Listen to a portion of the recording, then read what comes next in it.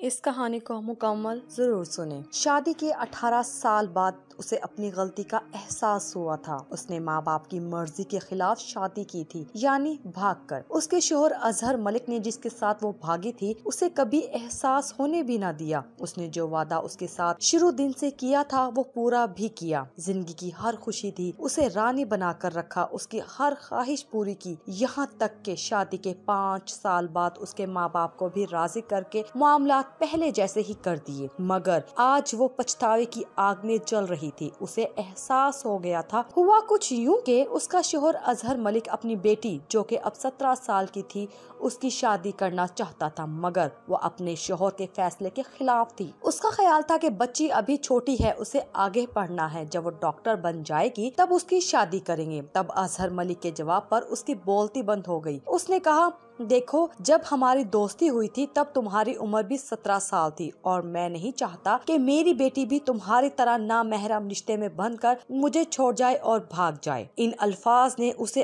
عرش سے فرش پر لاپٹ خا تھا۔ وہ پچھتاوے کی گہرے کنویں میں جا گری تھی۔ اس کی مکمل خاموشی پر اظہر ملک نے بہت سی وضاحتیں دی تھی اور بے تحاشا اسے ریلیکس کرنے کی کوشش کی، مگر اس کا دل ویران ہو گیا تھا۔ ٹھیک ہی تو کہہ رہا تھا وہ، آج کیا کر رہی ہے بنت ہوا؟